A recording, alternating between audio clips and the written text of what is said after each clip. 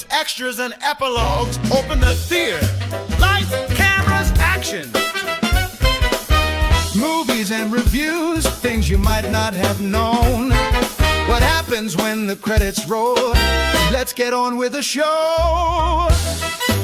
Two bumbling explorers hope to beat Lewis and Clark to the Pacific Ocean as they race across America's western frontier in the early 1800s. Welcome back to the theater, ladies and gentlemen. My name is Shannon Young. This is Extras and Epilogues. I will be your host for the evening. And as we roll along with Nostalgic November, last week we had a lot of fun reviewing Wayne's World. Tonight it's my turn. And the film that I have picked for nostalgia purposes is Almost Heroes. And we're going to be talking about that tonight. Let me introduce our co-host for the evening. Obviously, of course, we have the one and only, you know him, you love him. Here the fuck we go. Double H. Shannon, there's an old saying. White water in the morning. Yeah. That's it. I love that his name is Hieronymus Pratt. It is such a... Hieronymus. It's such a name. And also with us tonight, he does not have a drippy dong. It's Jesse Kimball. That's true. It drips when it should, and shouldn't when it... No, it doesn't when it shouldn't. Shouldn't when it doesn't. Shouldn't when it doesn't. You had one line. One line. I didn't know it was coming, and hilariously, I said it during the pre-show. Clip that. So that way we can have Jesse go, I know it wasn't coming, and then we can follow it up with... I didn't think it was going to happen quite that fast. There it is. God. Tanner unfortunately couldn't be here with us tonight. He messaged me earlier today. I literally told him, thank you for letting me know and not just not showing up. Like, I genuinely appreciate that. If our guests, if they can't make it, could just give us a heads up sometimes, that'd be fucking fantastic for us. I've been waiting. Be great for me. I've been waiting on Neil Breen now for 2 fucking years and has yet to show up. Still not here. He's still not here. Now we'd roll out the red carpet for him, or like a towel. Oh, we would. Like a long towel, like a beach towel. Yeah, like a big one, like a sheet, like a big beach towel. Yeah, I'm sure we could get a couple of sheets from the Republican Party. Just cover up the eye holes. You think shits or sheets? Sheets. I'm not sure. Oh, okay. Yeah, now you get it. There it is. Yeah.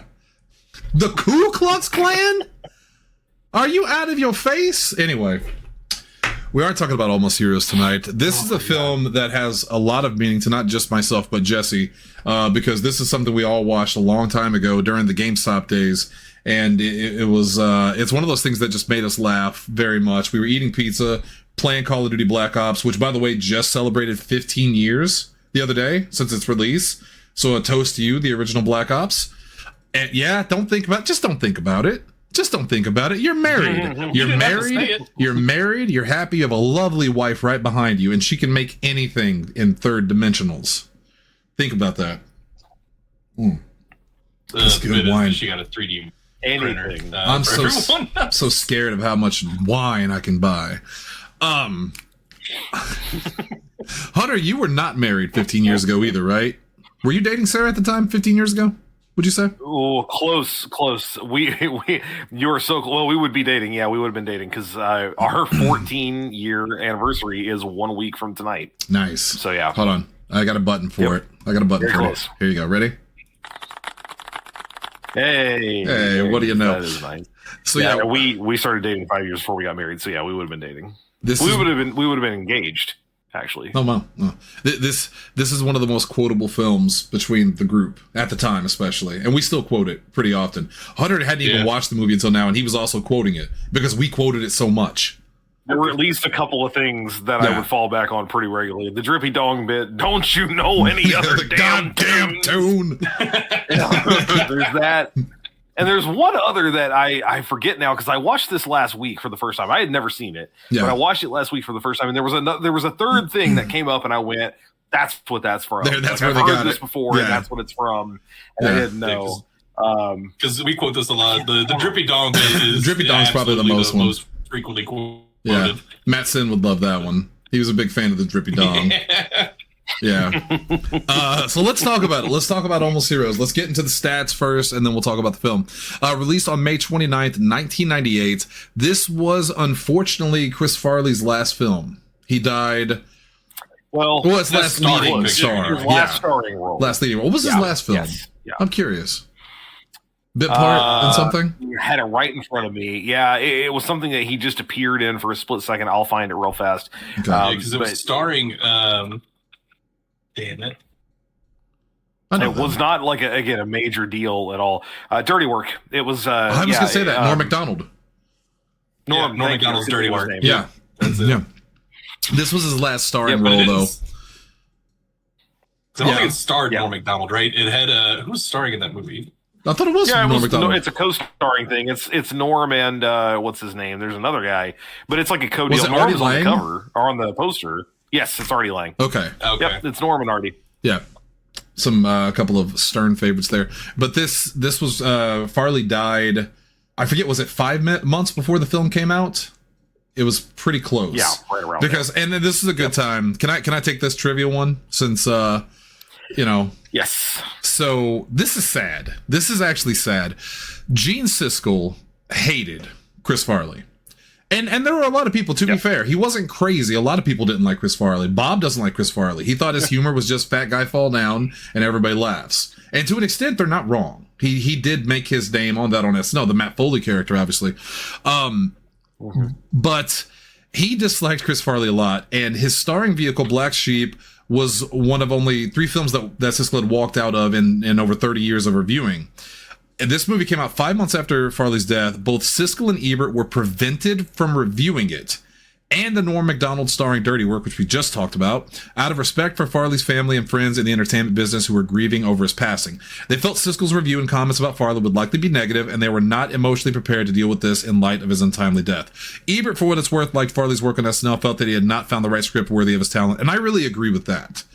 Well, for one, I don't hate this movie, obviously. I mean, come on. I wouldn't pick this fucking movie if I hated it. But Dog Soldiers taught us a lesson, ladies and gentlemen. But I truly believe Chris Farley was an incredible talent who really did not find other than Tommy Boy. I think everyone pretty much universally says Tommy Boy was great, right? Well, but maybe not Siskel. Oh, but yeah, but Tommy Boy is his most celebrated movie, I would say. Well, then and Black Sheep, like top 5 favorite comedies of all time, and then Black Sheep was just Tommy Boy again. Well, Jesse, I like Black Sheep a lot. Hunter, why did I like Black Sheep a lot? When did I like it? Well, because you liked it better the first time when it was called Tommy Boy. You have to do the spade, the fucking drawl. I looked it up because I was curious. I didn't put it in the trivia there. So the 3 films that Gene Siskel walked out on in his career: 1971 comedy The $1 Million Duck starring Dean Jones. Never even heard of that. A 1980 horror film called Maniac, which he felt was just gratuitous violence and a disgusting horror show. They remade that with Elijah Wood. Black Sheep. Years later. Maniac. Yeah. Did John Candy have a similar story with a review, like a critic that hated him didn't review his final film? Not that I know of. Would that be Wagons East? We're talking here. If I remember correctly. Wagons East, I think, was his last movie. Yeah, that was his last film. Which is kind of weird because this is kind of a similar type deal. Yeah, I was about to say Farley and Candy both had a very, very similar run. Sorry, Lindsay's showing me something real quick. Yeah, that's cool. That's very cool. Yeah, because Candy lived longer than Farley. Because Farley died at 33, I think, which is absurdly young. Yeah, I mean, and Candy died young, but I think he made it to his 40s. This isn't the show for it, but you talk. I thought you meant a year. I was like, no, he didn't. He died in 94. I'm looking at it, but I get it. Now. Yeah, I see what you're saying. Not to get off on a tangent, but the disgusting. This is why I hate paparazzi, and this is why I hate entertainment journalism, quote unquote. Because you guys might not have seen it. I have. It's sad, but Chris Farley in his last night, I believe it was, had 2 prostitutes and had a shit ton of drugs. When the prostitutes left, a highball. Yeah, famously, he OD'd. Yes, with the highball. And when the prostitutes left, he was on the floor, either dead or dying. And instead of getting him help, one of the prostitutes took a picture, and they ended up like selling that to like a magazine. And I remember seeing these pictures all over the place, and like. God, that infuriated me so fucking much. It reminds me. That's so fucked up. When I was in journalism in college, and I believe I was either editor of the paper or I was about to become editor of the paper in college. We had a student die in a drunk driving accident, and they wanted me to go to the funeral and get pictures for the paper. And I said no. And this is why, for the record, I was talking to someone about this. This is why I did not go into mainstream journalism out of college. I had an offer to work for the whatever the paper is out of Carbondale, Southern Illinoisan, I think is what it is. I had an offer to work for them right out of college, and I turned it down because I grew to hate that kind of journalism, and I didn't want to do it. I wanted to do what I wanted to do, and that's why we have Podzilla 1985, and I get to do it with my best friends, and I don't have to do what they tell me to do. And I find a lot of journalism to be disgusting, and what they did to Chris Farley when he died is one of the most disgusting things I've ever seen. I get actually angry when I think about it, so I'm sorry. That's just a tangent. So that's just a tangent. Let's get back to the film. I'm sorry. It's messed up. Yeah. Right. Yeah, the point is, I thought I remember a similar story with Candy where, he had, because Wagons East I know reviewed poorly, and I liked there was one particular critic just shat all over every single one of Candy's films, and the I don't remember if he just didn't want to review it out of respect to his family. Or what happened with, or if he was legitimately not allowed to see it to review it. But I remember I didn't find anything on that, but I'll dig around. I've never seen Wagons East, for the record. I don't. It's not a great film. I've also never seen it. Oh, it's fun. It's not a great film. It's got Richard Lewis. Richard Lewis is in it. John McGinley as he's the best character in the film. He plays a gay guy. And he also ends up being the toughest guy at the end. It's very funny. I haven't seen that movie. It's very funny. Yeah, it's not great, but it's funny. I distinctly remember John C. McKinley. Yeah, there's a part where they're all bathing in the creek, all the men, and one of them looks at him and he looks down and he goes, normally, when I'm cold, that has the opposite effect on me, because he's just hard as a rock, apparently. Anyway, let's get back to this film and put the gutter talk away to tomorrow where it belongs. Directed by Christopher Guest. I didn't know this, actually. I never knew this until we watched it.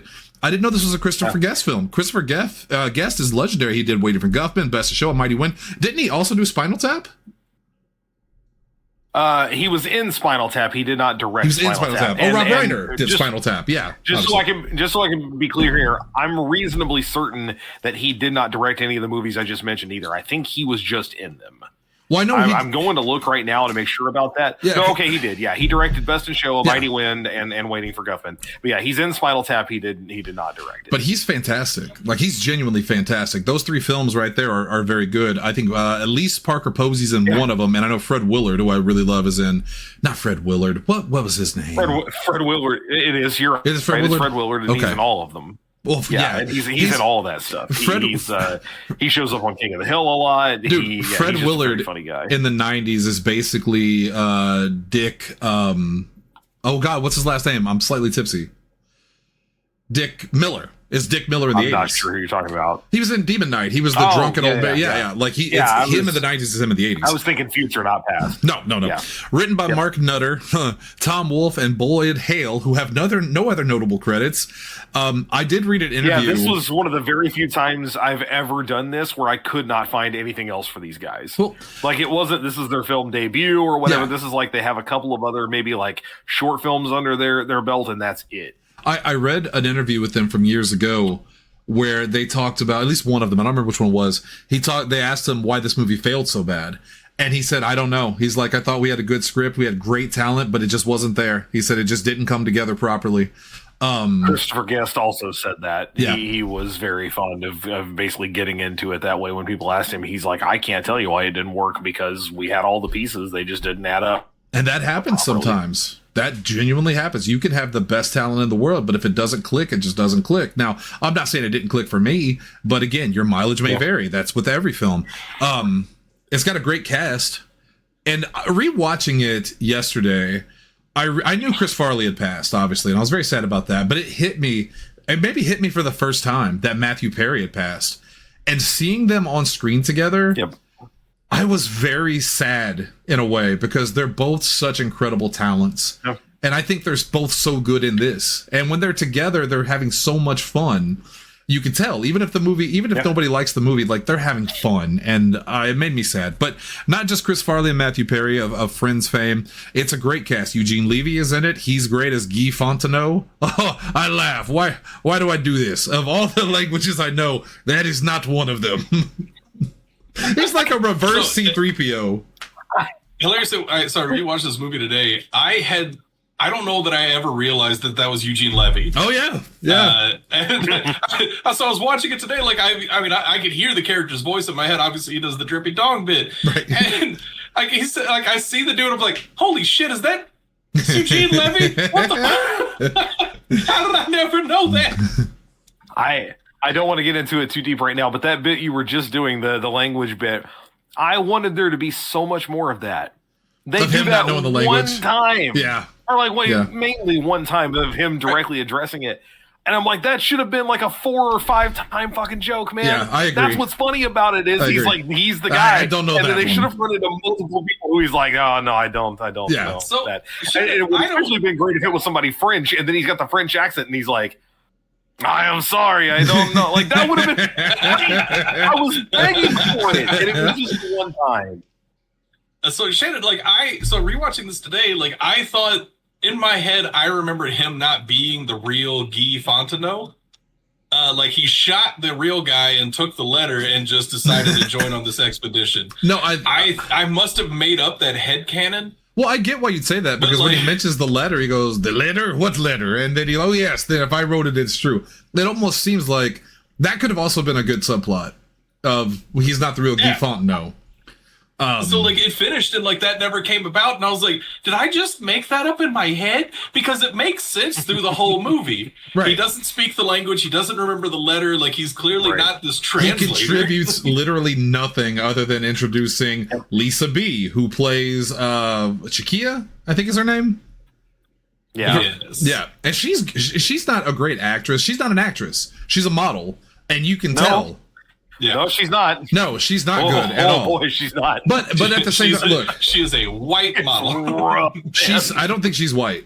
For the record, I don't think she's white. I think she is of mixed heritage. I may be wrong on that. But she's not. I don't think she's Native American. But then again, Eugene Levy's not French, and fucking Kevin Dunn is not Spanish, who plays Hidalgo.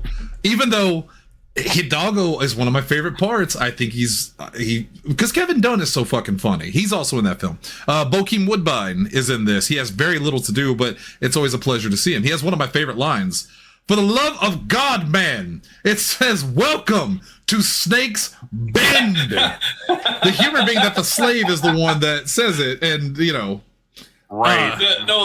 The other funny bit that he had in there, that dude, everything that dude said was hilarious, and they just I'm your did not slave, utilize sir. him enough. I'm going with Hunt. So I'm going with Hunt.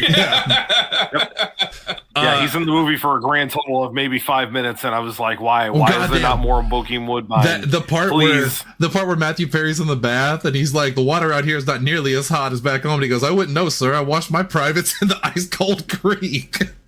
I think tonight I'll wear my paisley robe. Yes, this is your right to do, sir.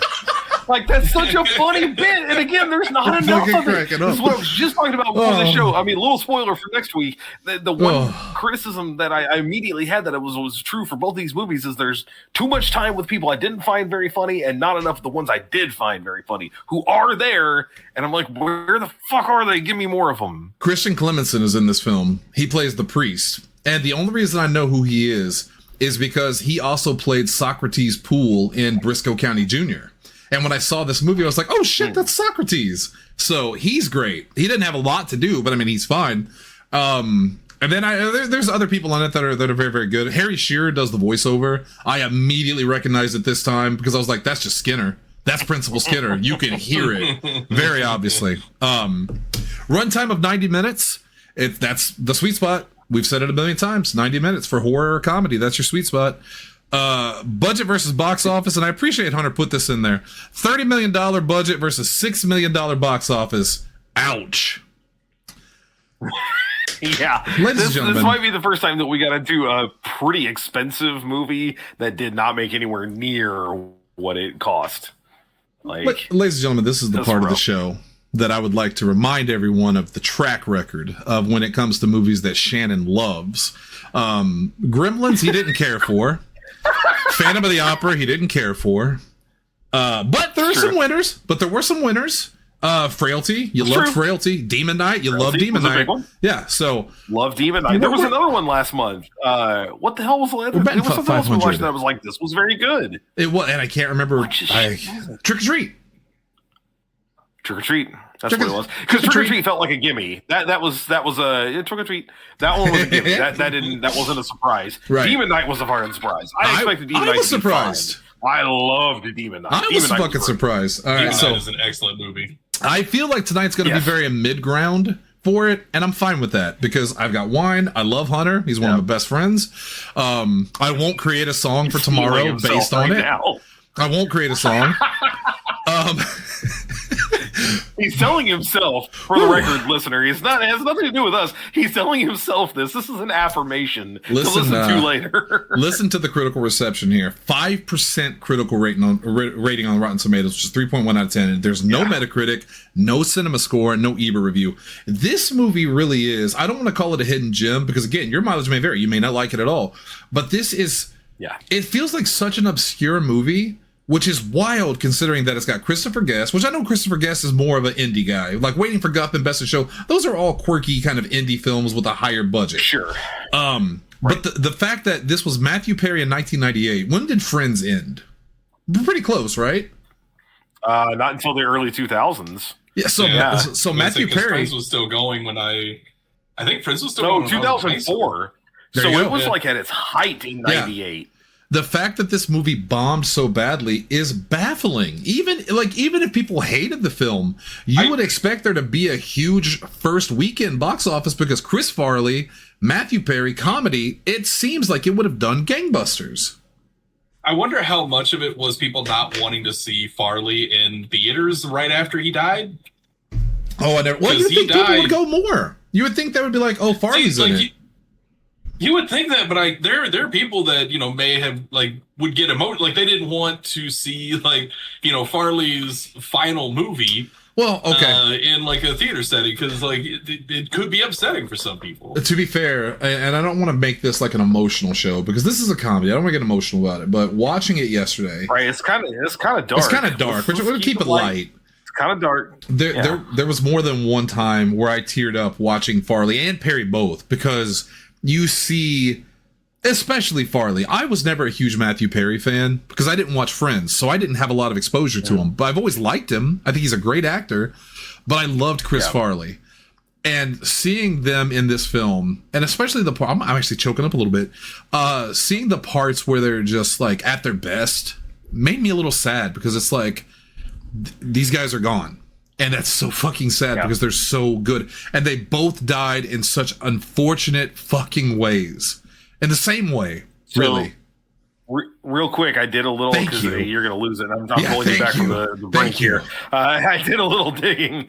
So this, of the 6 million that it made, and it was a little over that technically, I do not have an international number, first of all, so this is strictly domestic. That might mean that it was only released domestically. That might mean that we just don't know the international number. Domestically, it made a little over 6 million. The opening weekend take of that was almost half. It was 2.8 million in the opening weekend. And so what happened after that was 66% drop. It lost a large percentage of it after that. And that's people going to see it and going, oh, this kind of sucks. And then other people going, well, I'm not going to go spend my money on that then. That's what's happening. Will you do me a favor and look up what else came out at that time? Because I'm curious what it was up against. Yeah, that's a good question. Yeah. While we do that, let's talk about the film. So what is the film about?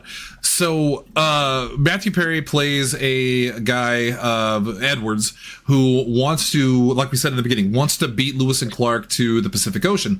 And so he hires Bartholomew Hunt, played by Chris Farley, who is a drunken idiot, to guide him because, Lewis and Clark were already booked and he couldn't get Clark. Or was it Lewis? I forget at this point. Meriwether Lewis? Lewis couldn't get Clark. Yeah. He was trying to get Clark. Yeah. And so they set out on an adventure to do this, and they end up with just a bare crew because everybody else. I love the scene when they start talking about going to New Orleans instead. Oh, the food alone. Oh, the food. And everyone, Oh, the food. everyone leaves, and then he just goes, "Mr. Hunt, do something." And he stops everything. And so what he gets is like, it's a road comedy. It's a road comedy of stupid characters doing stupid things on the way. And there's only one part, after rewatching this film, not to give away my review, I was scared that this would be both either a Dog Soldiers type situation or a When Evil Lurks situation, where Dog Soldiers I hated rewatching it. And When Evil Lurks, I was very iffy. It was fine, but it wasn't nearly as good as I remembered. And I said, please don't let this be that. And despite what anyone else says, it wasn't. I still really enjoyed this film, and I thought it was very funny. I like road comedies, and something about this movie very much just tickles my funny bone. And one of the things that stood out for me first, and I'm going to say it in a second, but I want to hear Hunter because I think he looked it up. I'll tell you what really stuck out for me almost immediately, and to this day it still does. Hunter, did you find that out? Here is what was in theaters at that time. So the only other new movie that released that weekend was, and you can't be mad at her because of Sandra Bullock, Hope Floats. And that jumped in straight at number one. I'm sorry. Yeah, that dropped at number one. You can give Sandra Bullock all the credit you want, but if I remember correctly, it also has a guy named Harry Connick Jr.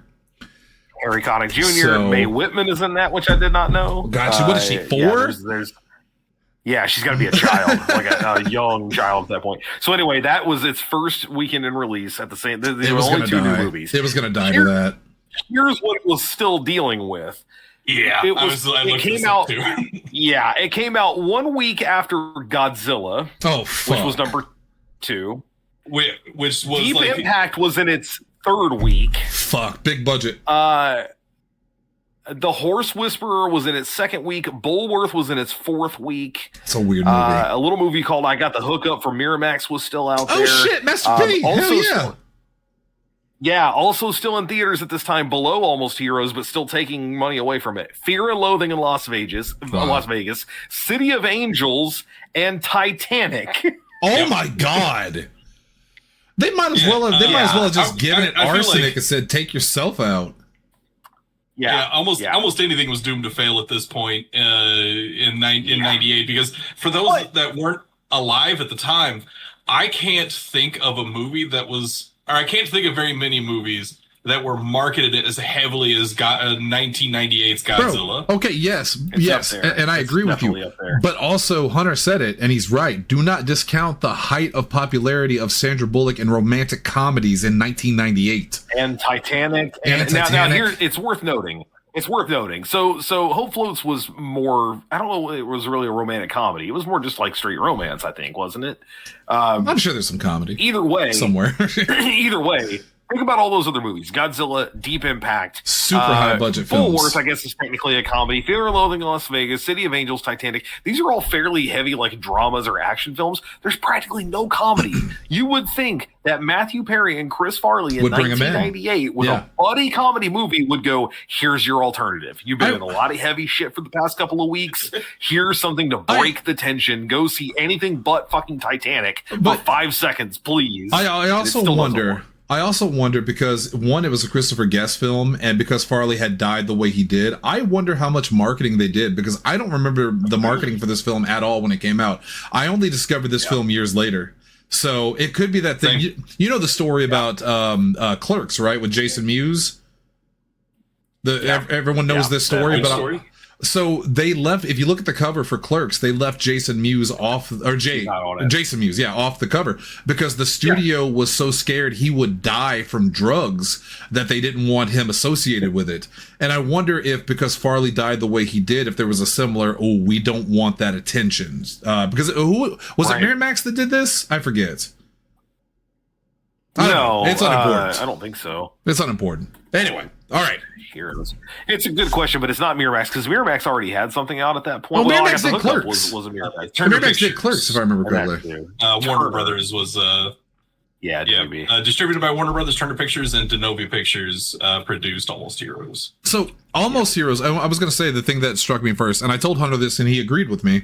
The music, the score in this movie is incredible. It's so good. It's very good. The moment the music started, I teared up. And when we talk about, this isn't my list of best movies of all time, obviously. This is nostalgic favorites.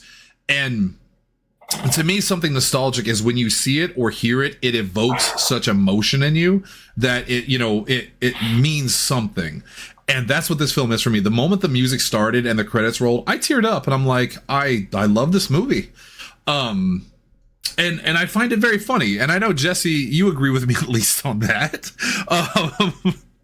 It's a very, very funny movie. Why Hunter was like, are we doing it yesterday or today? And I was like, let's do it tomorrow so Jesse can be there. I'm going to need emotional support.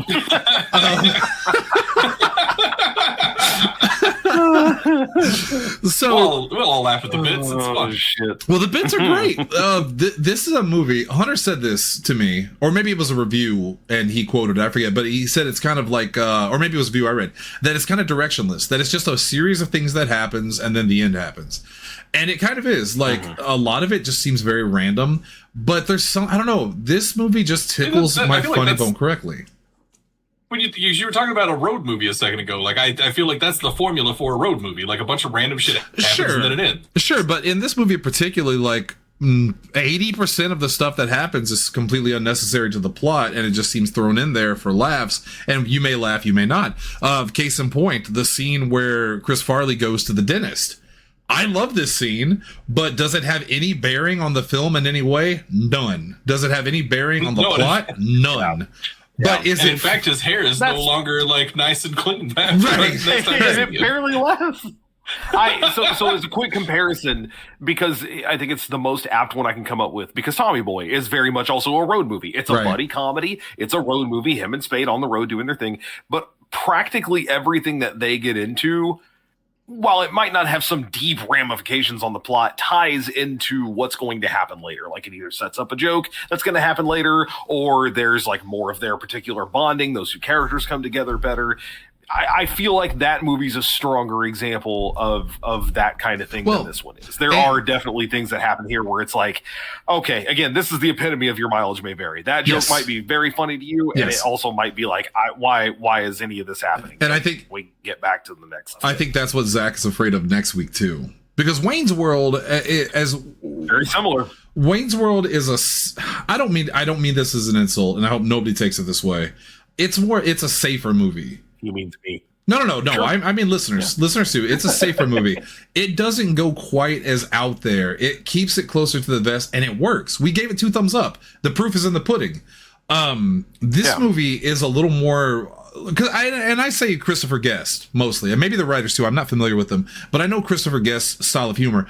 And this movie is a little bit more, I don't want to say abstract. It's just odd. It has an odd sense of humor, and it just really speaks to me. It's got a sense of British humor. Yes. It's got a little bit of British humor there because of that. So it's absurdist in that way. And don't get me wrong, I don't think there's anything wrong with that, but I think the thing that I ran into was, this is actually a pretty good summation of it.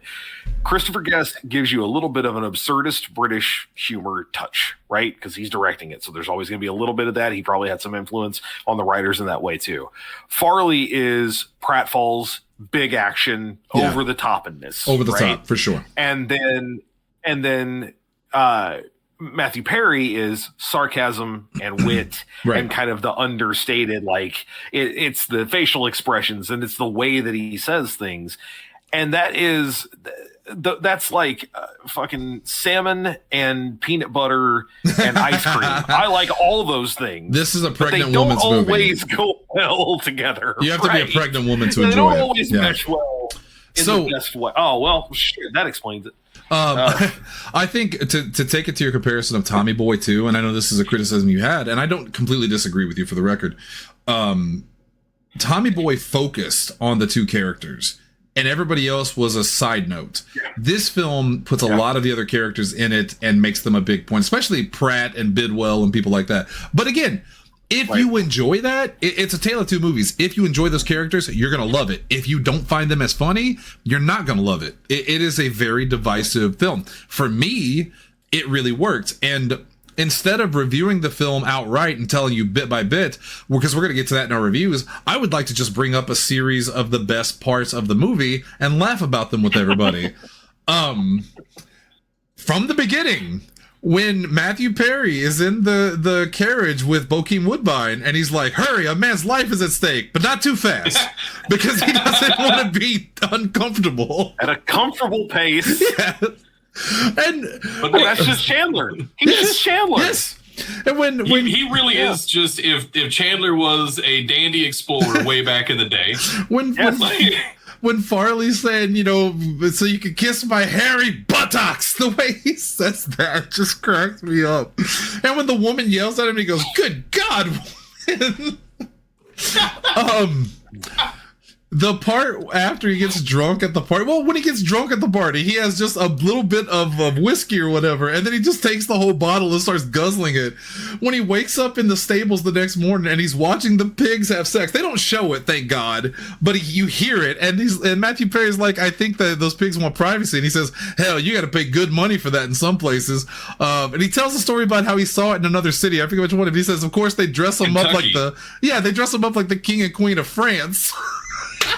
Yeah, so that bit would have been so much funnier to me if it weren't for Farley, and I know that's how they wrote it, but Farley obviously very much enjoying it was that. That was just oh, that's kind of gross. And then the joke was funny about seeing the king and queen of France, and Matthew Perry's response to it is it's theater, it's legitimate theater, yeah. That part was funny, but how much he was enjoying the pigs fucking was that was an awful lot. That was gratuitous. I did not enjoy that as much as when they go into the boat part and everybody's getting on board there, and the old man walks up. I fucking love the way he begs to be on there, and he says, "Will you deny an old man his dying wish?" "I cannot, and I will not. You're on board. Help us load up the boats." And he goes, "I can. I'm an old man." And he just walks past. Can't do it. I'm an old man. I also do really like that. He does the tough old man thing. Even at my age, I can still whip your ass. And he's like, "No, you can't. No, you couldn't." No. And his response is, "No, you're right." One of my just yelling at him was funniest to me there, where he just walks like a horse's ass. Turd! That was funny to me. I like that little bit of the two of them not liking each other. This is a part of the trivia, and I'm glad it is, because this is also one of my favorite parts. So there's a part where Edwards is looking through his little spyglass at the moon and all that, and then he looks down and he sees Chiquita, I think it's Chiquita, or Chiqui or something like that, naked. And she's in the fucking river bathing, and you see the side of her breast, you see part of her ass. And she is very attractive, to be fair. And he's clearly in love with her. And he backs up, and then he looks again, and then Chris Farley's character walks in and says, "Hope you're not naming anything without me." Oh, go ahead. No, go ahead, because I'm going to ruin it. It's fine. Oh, you can't, because I love it too much. He walks up and he says, "Don't hope you're not naming anything without me." He's like, "Oh, I'm just looking at the moon, and behold, the object of my affection." And Chris Farley says, "Okay." He looks through it, and the thing has turned to the point where now he's looking. It's Guy Fontenot bathing, and Farley just steps back and looks at him and says, "From now on, you stay far away from me. No, you hairy French oaf." Next to it, Guy. And the Farley. It's not that I'm going to ruin. It's not that I'm going to ruin the bit. Why is he in love with her? Because she's. Why is he in love with her? I know it's a comedy, and that's the bit. It's just she's not. Why is he in love with her? Why does she love him? Why does she like him at all? That I can't explain to you. But she doesn't like him. There's nothing. But come on, they I had did the same. Little, almost a throwaway scene of the. You're different, and he also went out of his way to try to save her, even though and protect her. Sure. Now, to be fair to Hunter, I had the same criticism last week with Wayne's World and why Cassandra would fall in love with him. So I get it. But they had a legitimate reason for that. Wayne proves himself capable. Cassandra is interested in him because they're totally, he's totally different from the other guys and all that. And I knew you were going to probably bring up the Garth thing, and I was going to go, no, fuck that, because that's a throwaway bit. No, it was not. No, it was not. It was not. But I think in this film, Jesse's right. It's the fact that he's the first guy that has treated her like a person, because Guy treats her like a property. Hidalgo treats her like property, and he clearly is looking out for her. So I think she senses a love and appreciation for it. Now, should it be romance? No, it's because the movie needs it. Obviously, that's always the answer. Right. If you ever watch a movie and go, "Why is this character in love with this character?" Because the script needs it to be. That's just the honest answer. It's important for the plot. Now, the trivia for this, and I didn't know this, and the scene where Hunt and Edwards are looking at that, now that you say it, I totally see it. Matthew Perry is clearly breaking, laughing at the jokes of the character, and apparently the scene was attempted several times, and this was the most usable footage they produced. And I get why. It's a very funny scene. And when Farley's looking through it, I don't know why it makes me laugh. But when Perry's like, okay, that's enough, and he just goes, oh... So it's like Zach and that fucking shark, that I don't know why it makes me laugh, but it does. The only thing that I disliked about this scene, and I know it's just because Eugene Levy's ass. Oh, okay. Oh no, that was wrong with Eugene Levy's ass. No, I know it's because it's 1998. Like the amount of like vitriol that he immediately expressed because he thought that Matthew Perry might be gay. Like, to be fair, it is the 1800s. Well, yeah. I feel like is he afraid of being accused of something about the 400 people that are not around them because there's no one there? Because I feel like Farley's a man's man. And actually, in the 1800s, I think that in the 1800s, people weren't as like gay panic wasn't as bad as it was in the late 90s. No, but I think I think it actually does tie into Farley's character because Farley's character is very much the man's man. And I think, but it's because he's hiding it. Because at the, through the film, he very much says, like, when Perry tries to express his appreciation for him for saving his life, he says, don't do it or I'll have to, knock you out. And then Perry goes, well, regardless, he goes, no, I'm serious. And they look at each other. This is also a very funny moment. But then at the end of the film, when he saves his life, Farley's character drops the facade and basically breaks down and cries and hugs him for saving his life because no one's done it for him before. I think that actually is a character trait that he's trying to portray this manliness when inside he's like kind of scared and weak, and he shows it at the end. I legitimately do, and I didn't just make that up. That's great for a man who was super into pig sex. That's awesome. I'm sorry. You can't have two interests. One being pig sex, like that. The issue with that line of reasoning is that it implies that him seeing like being homosexual is like not manly, and like that's just like that's it's not like a real problem with the movie. Like that's a problem with the era. Like that was just what it was. Like in the late 90s, like being gay was. Well, I'm also sure. I'm pretty sure in the 1800s, being gay probably wasn't looked well upon either. Hilariously, like most people didn't give as much of a shit except for like the super Puritan religious types. Like, you gotta remember, man, we're coming out of AIDS at this point. Like, well, actually, we're in the thick of AIDS at this point. So, like, it actually would have been the opposite. 90s media was the epitome of gay panic. Oh, sure, yeah, no doubt about that. Yeah, no doubt about that. It's all over. It was still okay if you to talk say about like actual like time appropriate. Farley's character likely would not have given a fuck. Perry's character would have been the one deeply offended if like he found out Farley thought he was, because it was really only like the most like super Puritan religious types that had any problem with homosexuality back in that era. Jesse, did you know that samurai often had sex with their proteges, their male proteges, as an initiation into becoming a samurai? Now, the reason I bring this up is for no fucking reason at all. Let's move on with the film. Other parts that I found. Is that a true fact? That is a true fact. That's legitimately true. Oh. And the reason I know that is because I watched a very, very good Japanese film in the late 90s, early 2000s. I don't remember the name of it, but it was about a samurai, and he had like a young protege that he trained, and it was like a lot of sexual tension, and I thought that was really weird, and I looked it up, and this is a real thing that happened. It was not taboo. Like, it was like Greek culture, basically. This was just a part of life. Like, the samurai would have sex with other samurai. Yeah. Like, gay sex only became taboo when, like, it was early Christianity. And for the record... well, I guess... Judaism, technically, right? In case anyone was questioning it, we at Podzilla 1985 are 100% for gay sex. We think you should be whoever you are. I'm serious. I just wanted to state that. The drinking part with Hidalgo is at all makes me laugh. Like, I love Kevin Dunn. He's such a good actor. He was one of my favorite parts about Transformers. The drinking scene with him and Farley.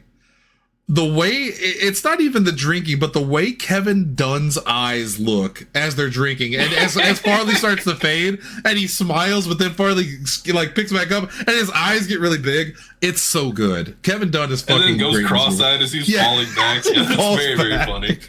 All right. My favorite part about that scene is he does fall back like into, because I was like, boy, this guy's keeping track of it. You know, the first time you watch it, he's keeping up with Farley, and then he falls back into the whole group of men. There's including Guy Fontenot. Yeah, Guy Fontenot's back there too.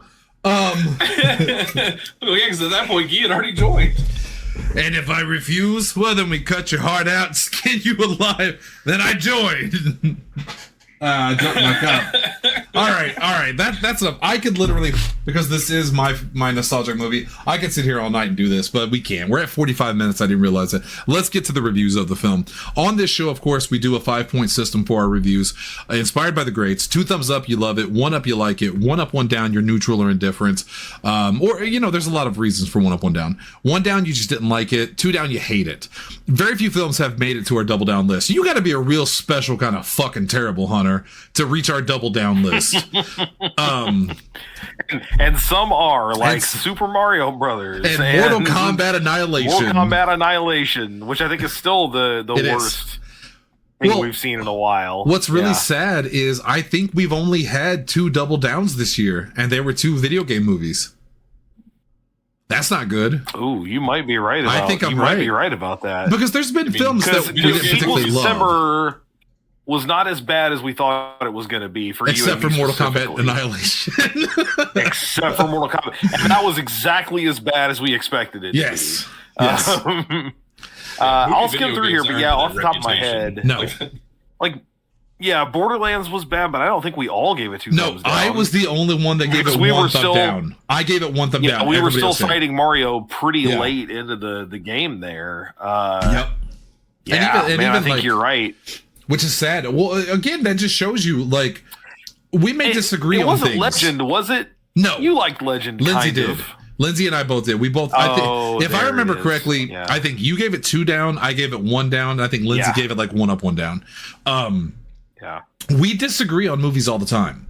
People think, because if you tune into a film like Top Gun or what was the other movie that the Tom Cruise film? I'm blanking. The military courtroom. Few Good Men. If you tune into a movie like that, you hear me and Hunter basically just agree with each other. Oh, that was great. But we disagree on movies all the fucking time. But never is it usually at a level of 2 down across the board. If it's 2 down across the board, you have to really suck. It's gotta be really bad. Most recently, the most recent 2 thumbs up, though, is Wayne's World. We gave it last week. It was a very fun film. And we're a little bit more kind with our 2 thumbs up, but it's the same thing. If you're 2 thumbs up across the board, that means you've got to be fantastic. You've got to be an amazing movie. So most movies generally land on 1 up, 1 down, somewhere in that range, because like, dislike, etc., etc. Where will Almost Heroes land for our heroes tonight? We're almost heroes, honestly. Let's start with Jesse Kimball, our guest. Legally, I have to do this because of Kaz. So I did like this movie a lot. Like I do have a lot of nostalgia for it because I watched it years ago. Even before, like I went into watching it, back when we watched Call of Duty, or we watched during those Call of Duty days. Yeah. I had nostalgia for it then. I have nostalgia for it, for there. There's a lot I really like about this movie. I do feel like there's a lot. When I watched it today, there's a lot of jokes that really don't land. Like I would say more jokes miss than land, but the ones that hit really hard for me. I do feel like, Hunter and I were talking about it before. There's a lot of people that are very, very funny that don't get near enough time. Like we talked about Woodbine not getting like he gets so few lines. Every single line that dude has is hilarious, but he only gets 4. Eugene Levy is fucking hilarious throughout the entire movie. Like almost everything that dude says and does is hilarious. And then there are a lot of other characters that get an equal amount of screen time, if not more. Like the fact that Woodbine got fewer lines than you were talking about Pratt, and I think he got the same number of lines as the preacher. It's really unfortunate. That said, it's still hilarious. I still have a lot of nostalgia for it. I still really enjoyed this movie watching it today. Like some of the bits missed real hard, but the ones that hit always hit great. So 1 thumb up from me. I think that's fair. Boy, this is a hard one to review for me, and here's why. If this were strictly based on nostalgia, it's an easy 2 thumbs up, because I can't think of many films that I genuinely love more than this movie. However, objectively, as a reviewer, I went into this objectively, and I can't help but compare this film to last week's Wayne's World. I like this movie more than Wayne's World. I think this movie is funnier than Wayne's World, but that's just me. Again, I'm not saying that it is funnier, but to me it's funnier. Maybe the sense of humor strikes me more. But I think Wayne's World is a better film. So this is a very hard decision for me. I don't want to give it 2 thumbs up based strictly on nostalgia, because that's not who I am. Hunter knows this. I gave Phantom of the Opera 1 thumb up, even though I love it dearly. I try to be as objective as possible. But when I thought about this versus Wayne's World, I thought to myself, okay, we'll compare. You think this is funnier, you like it more. To me, I don't expect anyone else to agree with me. I genuinely don't, and I'm not mad at whatever Hunter says. I know that's the joke we're running, but I genuinely am not going to be upset about it. For me, this is a 2 thumbs up movie, because I find, I don't know, something about it just hits me the exact right way.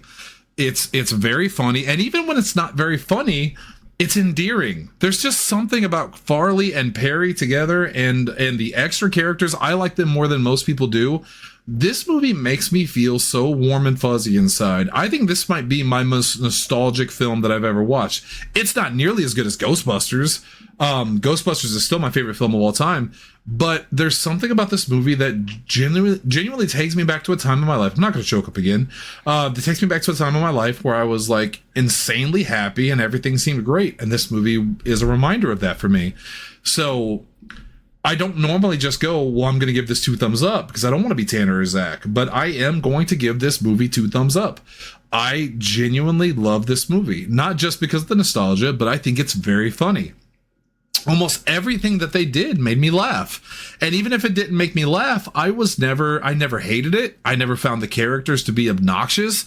I think that it's a very endearing film. I know a lot of people say, oh, it's a shame that this was Farley's last film. And I get that as a starring role. I could get that. But I think if this movie hits you the right way, like it does for me, watching Farley and Perry on screen together, knowing what happened, is sweet. The friendship that they have, it's Hunter, you'll get this better than anybody. That's I think it was Phil Hartman's last show on SNL, when he comes out and sings the song and Farley comes out with them, and they have the fading spotlight on the 2 of them. It's hard to watch now for obvious reasons. Yeah. And this movie hits me the same way. There's just something about this film that really speaks to me.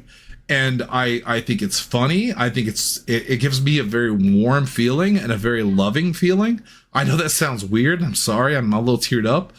But I don't blame anyone else for not liking it. This is strictly a nostalgic, I love this movie pick, and I don't blame anyone else for not feeling the same way. So I don't want anyone, if you're listening to the show and you say, oh, you're wrong about this, but I won't say it to you out of respect, you can. I don't find it offensive. I will never find someone's review offensive except for Hunters and Gremlins. I don't care. But but I do like this film. I think it's funny. I think the music is amazing. The second one better. I really look forward to that review. I really do, because that movie's batshit insane. But yeah, it's 2 thumbs up for me. I still didn't really like him, but anyway. No, but I think it's going to be a fun discussion. It's going to be a fun discussion. Sure. Yeah. But I do. Yeah. I really love this film. I highly recommend it. But again, you may not like it as much as me. I know I've said that a couple times this year, especially. But that's what subjective is. One movie to you that you hate, someone else may love. And this is that movie for me. I think it's funny. I love the music. I love the characters. We didn't even talk about some of my favorite scenes. Like John Redcorn is in this. The voice actor for John Redcorn is Bent Twig in the Indian scene. It's just one of my favorite little trivias there. And I love the part where she says, I know them. They would never hurt us. He goes, I know. I didn't want to carry that crap everywhere, as he left all of Edward's stuff there. So yeah, it is 2 thumbs up for me, and I won't apologize for it, and no one expects me to. I really love this movie. But again, Your mileage may vary. And speaking of which, Double H. Yeah, my mileage varied quite a bit. Yes.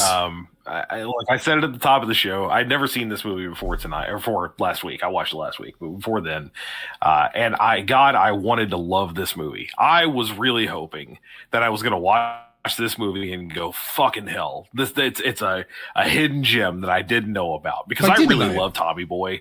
I love Chris Farley in general. I love Matthew Perry. There's a lot of stuff that Matthew Perry's in that I don't think a lot of people really like that I do. I liked both The Whole Nine and The Whole 10 Yards. I think both of those movies are very funny. Yeah, with him as a leading character, I think they're both good. I like Fools Rush In is really good. I've never seen that one, but I like. And I like the premise of this movie. I love like a good old Western, comedy. You just don't get enough of that kind of stuff. Right. I like the idea of both of these guys playing the characters that they do. Because for a little while, I thought, boy, wouldn't it have been funnier if Farley was the foppish British, sort of like holdover, and Matthew Perry was playing against type as like the rugged outdoorsman. But no, I think it works better the way that it is. And yet at the same time, I still don't think it works. It just doesn't work for me as a movie. I did not find practically anybody but the two of them funny. You guys were talking about Hidalgo earlier and Kevin Dunn. Boy, I could have cut that entire character out of the movie and been perfectly fine with it. Not one bit of that stuff hit for me. And in fact, I'm going to talk about that in the epilogue, because I have thoughts and I have ideas and I have improvements. I have notes on an almost 30-year-old movie. Don't worry about it. Well, don't say that. Don't say it's 30 years old. Wonder if they're still taking suggestions. Well, just don't say it's 30 years old. It will be fine. Yeah, man. I mean, again, the thing that struck me the most when it was over was all the things that my friends talk about finding funny from this movie that I recognize are funny. And that's kind of it.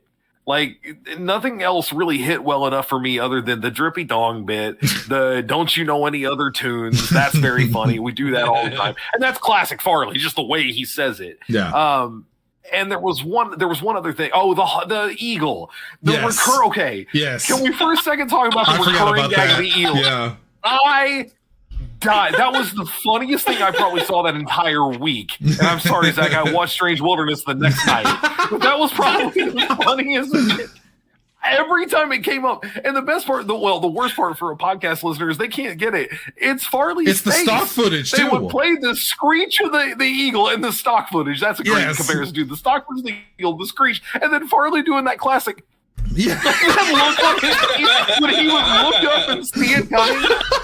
Frankly, the whole sequence of him getting the egg, when he kills the boar and he does that little jaunty run over to get the boar so he can make bacon to go with his eggs. I loved it.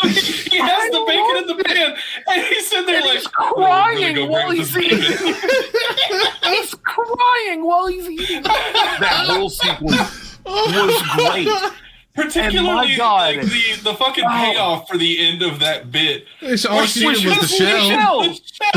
You could have told me that, but he mentions that later. That was okay to me. That was a Tommy Boy joke sequence. Yeah. In a Black Sheep movie. That was the problem. It was like they took the one really good bit out of there and stuck it in, and so much of the other stuff didn't work for me, man. I wanted way more of the two of them doing that kind of shit and way less of almost everybody else. Like, the side characters did not work for me. Yes. What about when he didn't know if the itchy nose or the bear was going to be worse? The bear's much worse.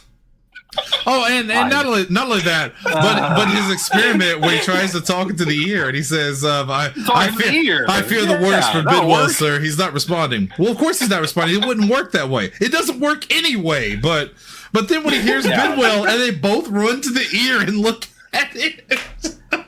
It's Matthew Perry's look on his face when he does that. Yes. Again, when those guys are doing their like classic. This is the epitome of a movie where no one needs to be playing against type. No one needs to be different than who they're supposed to be. Chris Farley should be exactly as goofy and ridiculous and over the top as he should be. Matthew Perry should be exactly as sarcastic and neurotic as he can be. And again, I just wanted so much more of that. And I felt like I did not get it. The humor was not, this is what I was talking about earlier. The humor was not situationally, presented for them in a way that I wanted. I want stuff that's written to those characters, and it just so many times didn't feel like that was the case. Again, because there were a lot of like the extra characters like I was talking about, like the entire like straw woman, everything about that bit. I thought that was fine. It wasn't particularly funny, except for the part where after the facts, Pratt says, "Permission to check on my woman, sir. You do realize she's made of straw, right?" "Yes, sir. I figured that's why she burns so easily." All right, yeah, that is the one funny joke that came out of that. No, see, I disagree. I didn't find that bit that good, but I do remember there is a bit where they're doing they get into the mountains and Perry's doing the voiceover and he says he's the only one that's doing well. Resorted to eating this woman, and the slow shot of him just pulling the straw and eating it, like that got me a little bit. Too. I liked that a lot. But man, so much of the rest of this just didn't work for me, and I've been. I'll tell you this. That night, I would have told you easily it's 1 down. It's not 2 because I didn't hate it, but there wasn't enough for me to like it. In time, I settled on it and I went, well, maybe it's more of a 1 up, 1 down because there were things I thought were funny. There were things I didn't like very much. I'm going to settle on 1 down. Damn it! No, I'm going to settle on 1 down. No. What can I do to change your mind? Nothing. Is there anything I can do to change your mind? I'm not swayed that way. Can I bring up? I can bring up points. I can filibuster. No, that's not how that works. I've had my filibusters. Genuinely, I'm just glad you didn't hate it. Like, legitimately, I'm just glad you didn't hate it. Again, there were definitely that fucking eagle bit lives with me. And I'm gonna look that part up and show Sarah that. Like, I think she will laugh at that because I know she likes that kind of Chris Farley, stuff. And she likes Matthew Perry, and that's just, again, I just wanted so much more of that kind of stuff. The movie felt really directionless at times, like you kind of just lose sight of what it is that they're trying to do. The fact that Lewis and Clark are in the background, and boy, I'll get to this in a minute. And that's the one part I have a problem with, and I didn't. I've always had a problem with it, so. Yeah, but I ultimately I can't recommend the whole movie, and that's why on a 1 up, 1 down, I could land on just, hey, some people are going to really love this, some people are not. I think at this point, if you're loving this, it's nostalgia based. I don't think anybody's going to see this movie in 2025 and go, holy shit, where have I been? Sleeping on this movie this whole time. I don't know if I agree with that. I think that some people will watch this for the first time, and it will be a hidden gem for them. I think this is very much, but it's niche. It's very niche. More people will not like it than will like it. But I think for certain people, they will love this movie. I genuinely think that. Zach Curtis will love this movie. I look forward to figuring out who they are. Zach Curtis. Because it's not me. I think I told Zach this today. I showed him a couple clips. He was at the store. I think Zach will love this movie. Maybe I'm wrong, but I think he'll love this movie. There are clips that are funny, but the whole movie as a whole is not. It just doesn't. And this is one of those times I completely disagree with Hunter, but it does make me curious to see how I feel about Strange Wilderness, because I've never watched that. I have no nostalgia for it. Oh, I forget that you haven't seen it yet. Yeah. So, how am I going to feel about that, too? Good things for you. Oh, no. I also don't predict good things for Shannon. Oh, Shannon, this movie got a 5% on Rotten Tomatoes. That movie got a 2. God damn. Is that the lowest rated film we've watched? No, it's got to be Neil Breen, right? It's the lowest Rotten Tomatoes. No. It's the lowest Rotten Tomatoes rated film. I think actually that and Fateful Findings both had the same. Wow. Rating, I'm pretty sure. Wow, but that Annihilation was really far down there, right? It's so bad. Yeah, but not there. So remember, the percentage on Rotten Tomatoes is the percentage of critics who gave it a positive or a negative, or like a positive review. Right.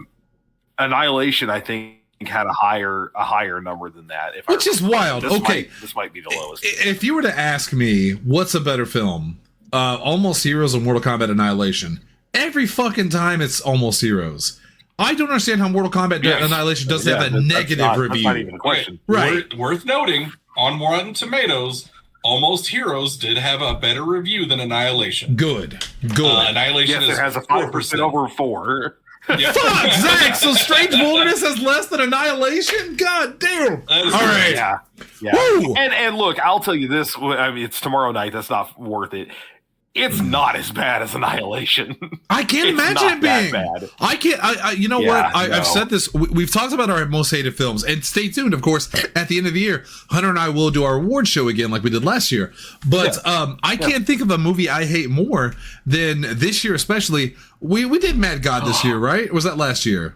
No, year before. It's going to live with you forever, but it was the year before. Yeah. Yeah. I can't imagine a movie. It will always feel like it was this year. Did we do Space Jam 2 this year? Or was that last year? Nope, that was last year. God damn! Another Okay. film that will live with you forever. So Mortal Kombat Annihilation has to be the worst movie we've watched this year, right? Like even worse than Mario, I think.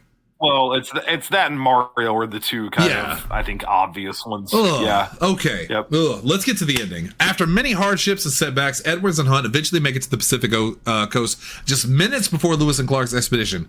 Put a pin in that. However, once the celebration is over, they find that they do not necessarily want to go back to their old lives and collectively decide to continue their adventure, leading their expedition to further explore the great uncharted world. I love the ending and hate the ending, and I'll tell you why, and Hunter's going to agree with me on this, I think. I love the idea of this group staying together to tackle new adventures, because it does create a very group setting scenario where these people have clearly grown fond of each other, especially Hunt and Edwards and Chiquita. And they want to continue their adventures. But I did have a problem with this too. I agree with Hunter. I know he's going to bring it up.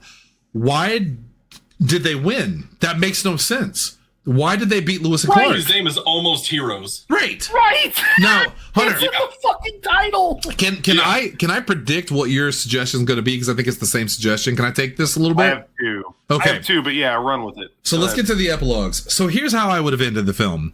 I think the ending with Hidalgo is good. I like that ending because I like Hidalgo. I found his character funny. I thought the whole thing.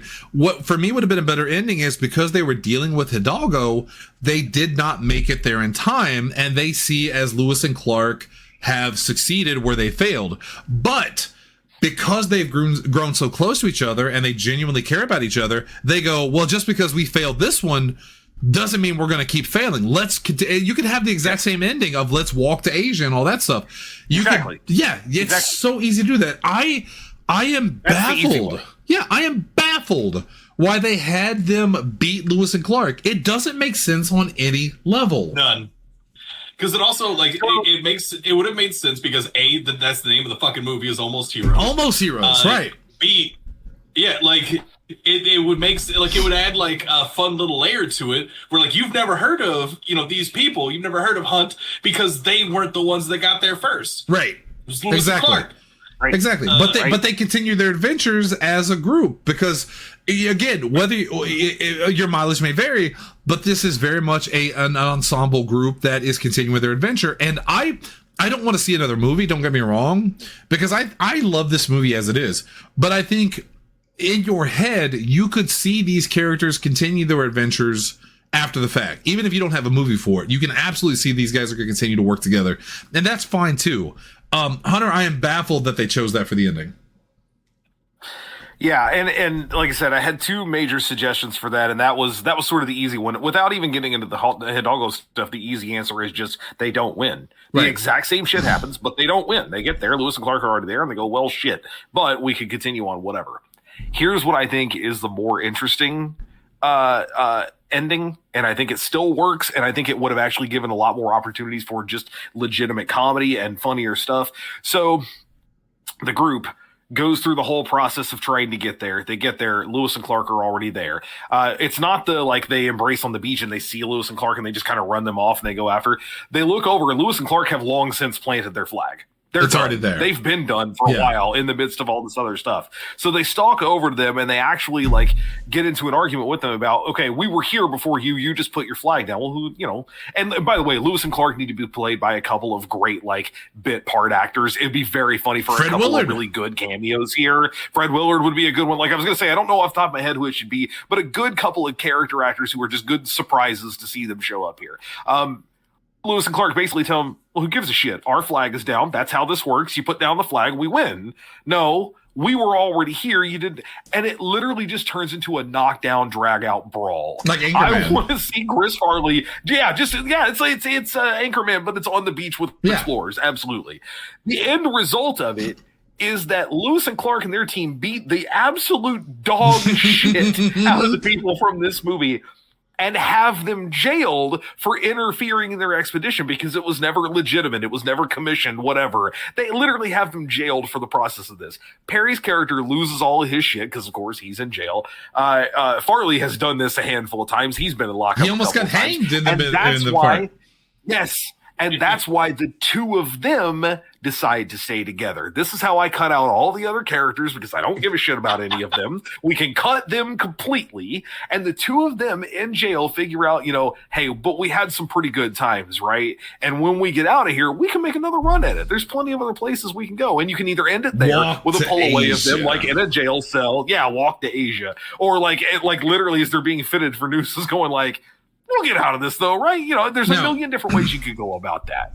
Now, that to me is a much funnier ending. I will say, even though I don't like the ending that they won, but I do like the ending that they stick together because I did like the side characters. Again, mileage may vary, but there is a very funny part that I want to mention when fucking Farley tries to climb. Well, first off, when he says he'll go down the hill and Matthew Perry's like, no, it should be me. And he says, this is for your own good. And he punches him, but it doesn't knock him out. He says, how was that for my own good? Well, the punch was supposed to knock you out. And then he picks up the rock. This ought to do it. No, you go. He's going to go. He's going to go.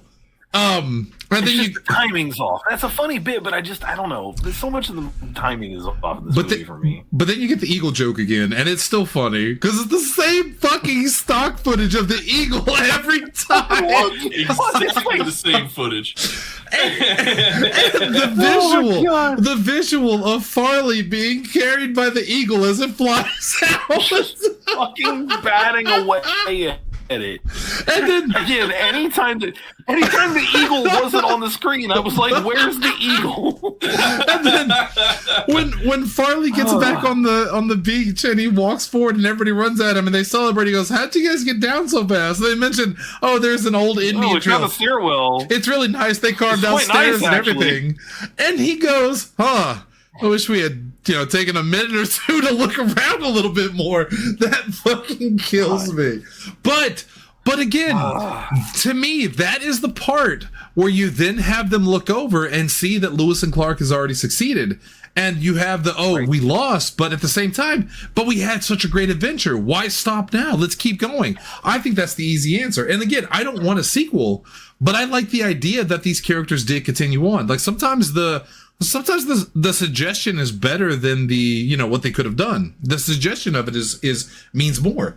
Jesse, do you have anything you want to add to this? I mean, that was pretty much my big issue with it. I really wish the headcanon that I came up with for Guy, I wish had been real. Like I could swear that I remember that being an actual part of the movie. Was he wasn't the real Guy, and that's how everything went down, because it makes so much sense in the writing. Yeah, in the way the whole fucking movie goes. Look, I'm not going to tell you that this is a perfect movie. I agree with that. Like, I 100% agree with that. I don't disagree with a lot of things Hunter says. I don't. I did with Gremlins. I don't here, but. It doesn't change my review, but I get it. I swear I do. I really do. There's a lot of stuff that is almost headcanon of, well, this would have been better, and it would have been better, but it didn't take away from my review, obviously. No, yeah, it's not like it doesn't make me like Guy less. It's just something I would change because that's I think it makes sense and it's funny to me. But then I'm right. I completely agree with you on the ending. He should have landed. They should have looked over. The flag was already down. Yeah, and because that was another thing that I haven't seen it. I guess now in almost 15 years, and it had been a while since I had seen that. I was also sure that that's the way that it ended. So I was deeply shocked when they just they look disappointed and walk away. That's not how that happened, bro. That is baffling because. It's a historical drama or a historical comedy, right? But it still has basis in history. Lewis and Clark absolutely did it. There's no question. So, the fact that they went with that ending really does make me go, "What the fuck were they thinking?" That's so weird. That had to have been Almost Heroes. Right. The title literally alludes to they're not going to win. Yeah, that must have been. That must have been a last-minute decision, a last-minite change. I want to know whose decision that was, because that's something. Bad. That's super bad. Yeah, have you ever heard the story about? Oh God, no, I'm not going to do it. Look, it was an Ed Wood film. It was. Okay. Have you ever heard the story of Plan 9 from Outer Space? I mean, I know I have heard stories. Really bad movie. So Bela Lugosi is in it, right? And he plays there's a vampire that he plays, and oh god, I might be too drunk to remember this, but basically he died. And they couldn't continue that character on, so they decided to have this other guy play him and just keep the cape above his face the entire time, and it was absolutely ridiculous. And the fact that they made that decision to try to make you think he's in this film, even though he's clearly not, because the guy looks nothing like him. Hunter, you'll get this. It's like The Undertaker when they did the Undertaker versus Undertaker thing, and it was absolutely not The Undertaker. It's one of those decisions that makes you go, who saw this and said, that's a good decision? Because it's not. Yeah. It's bad. It's bafflingly bad.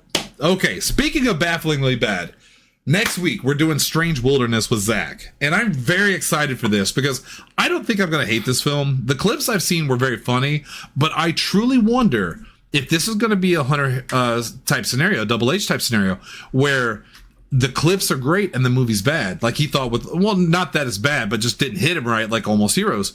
Am I going to feel the same way about Strange Wilderness?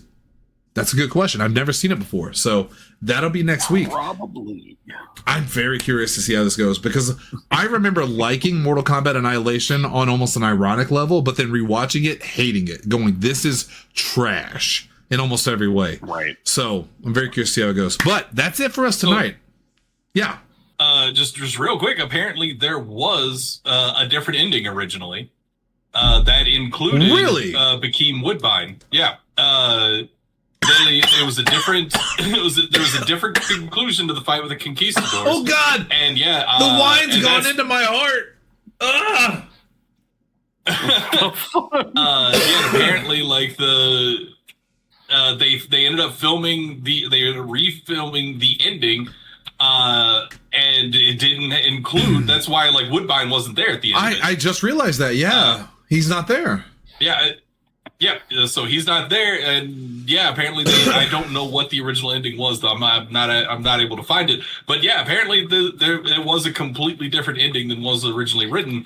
Also, the only thing I can find about it is that there's a scene featuring that says Edward Sweetheart, played by Parker Posey, was cut. What? And that was also part of so there was that, and then there was the original ending. They cut that out, and then the reshot ending is what took Woodbine out. He does say in the film, he says, I'm betrothed to another, and I guess that would have been Parker Posey.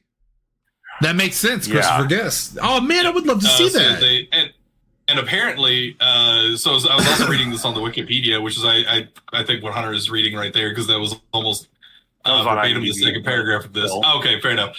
But they apparently also Farley's assistant Ted Dondenville stated that in post-production, cuts were made around the star and targeted peripheral characters. He felt that the lost material would have helped Farley's performance. They cut the ensemble scenes first, Matthew Perry's second, and Chris's never. So that's like, that would have made the dentist scene make a little bit more sense because it was supposed to be an ensemble movie as opposed to a buddy comedy originally.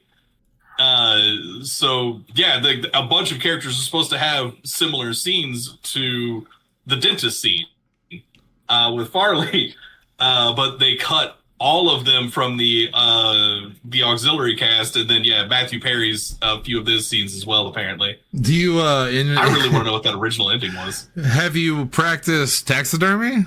I was gonna say dentistry. No, but I did practice dentistry on the animals that I've worked on. And he points to the fucking deer with those big teeth, and he goes, and then of course over there. God damn it. Hell. That makes me laugh. All right. Next week, Strange Wilderness with Zach Kurgis. I'm very excited to see this because he loves it a lot. And I know the shark clip. The clips I've seen are very funny. Let's see how the movie goes. But that's not it. Tomorrow night, after dark, we're going to have a fun show. Of course, that is when I am at my most high and drunk. So stay tuned for that. And boy, Double H and Jesse, because you're both on there, we got a lot to talk about. The Democrats bitched out.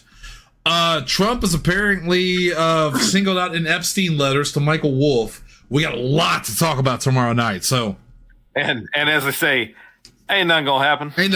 That's tomorrow after dark.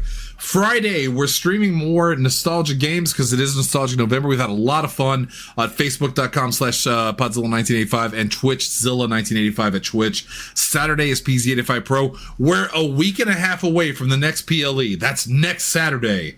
What is going to happen? It's heating up. CCW has invaded. What's going to happen? Stay tuned this week. Until then, the balcony is closed. Thank you guys for tuning in. We love you. We appreciate you so much. For myself, Double H, and Jesse Kimball, we are out of here. Double H, please take us out. Mr. President, we have to give bears the right to vote, or bears will rise up, and then bears will be in Congress, and we'll be the ones performing in the circus wearing little hats.